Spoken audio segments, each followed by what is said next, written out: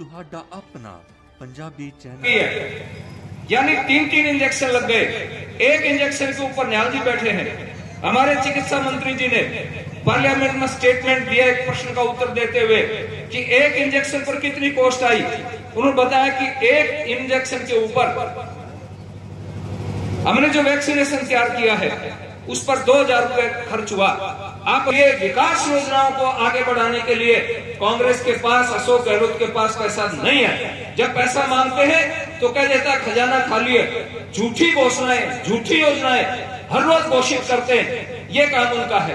बंधुओं, देश की सुरक्षा की बात अभी माननीय लालचंद जी आपके सामने बता रहे थे, पूर्व वक्ताओं ने भी आपके सामने बताया। नरेंद्र मोदी जी के समय में हमारे 8.5 साल में 3 बार देश पर संकट आया। यमन में लड़ाई हुई, उसमें सुषमा स्वराज जी विदेश मंत्री हुआ करती थी। मोदी जी ने कहा कि तुम वहां जाओ, देश के लोगों को सुरक्षित निकाल करके लाओ। यमन से हमारे 100% आदमी सुरक्षित आए। अफगानिस्तान में लड़ाई हुई, आपको पता है कि क्या हालात हो गए थे, वहां से सुरक्षित लेकर के आए। और उसके बाद अभी कुछ दिन पहले अभी यूक्रेन और रशिया के बीच में लड़ाई को आपने देखा। हमारे देश के 22,000 नौजवान पढ़ने वाले विद्यार्थी वहां फंस गए। चिंता थी बड़ी भारी, हर घर में चिंता थी।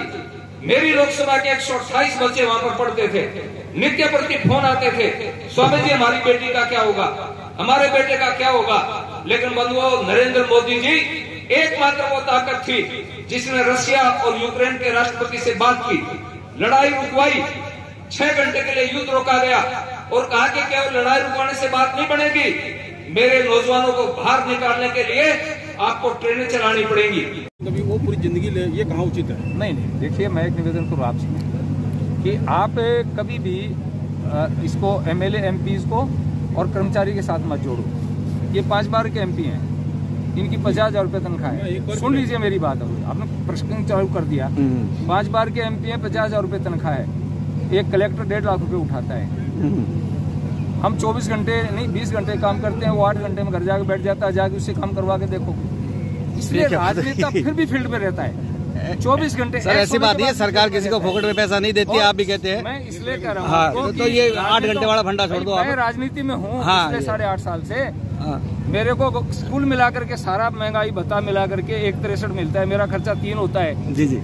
मैं तो बाबा जी मांग के ले लूंगा। बात ये नहीं है सर, आपका तो और भी कई जरिए होंगे, नहीं होंगे, वो अलग मैटर है। पर सर, बात ये कर्मचारियों के साथ आप इसके पक्ष में है सर, 2 टूक बात, आप इसके पक्ष में है या नहीं है ओल्ड पेंशन स्कीम के? नहीं, मैं बता, हमने विरोध कब किया? हाँ, हमारी सरकार आएगी, हम बैठ करके विचार करेंगे। हमने कभी विरोध नहीं किया। अच्छा सुमेधानंद जी, ये बालकनाथ जी जिस तरह गुस्से से ये पुलिस अफसर को धमका रहे हैं, ये का साधु स्वभाव में क्या उचित है? ये देखिए, मैं एक बात निवेदन करूँ, अगर पुलिस अफसर की गलती है ठीक है तो साधु को भी मौन नहीं रहना चाहिए। उसको गुस्सा आना चाहिए। पब्लिक ने गुस्सा नहीं है, गुस्से में बोल रहे हो, न्याय दिलाने का विषय है। अगर साधु के सामने भी कहीं अन्याय होता है तो परशुराम ने पर्चा उठा लिया था, विश्वामित्र ने भी तो तीर उठा लिया था। नहीं, जिस तरह वो धमका रहे हैं, मैं बात उसकी कर रहा हूँ, दूसरी बात, मेरा नाम याद रखना, मैं ये कर दूंगा, वो देखिए, मैं एक वो क्या उचित है? इस तरह मैं उचित अनुचित में नहीं पढ़ता हूँ। मैं आपसे निवेदन करता हूँ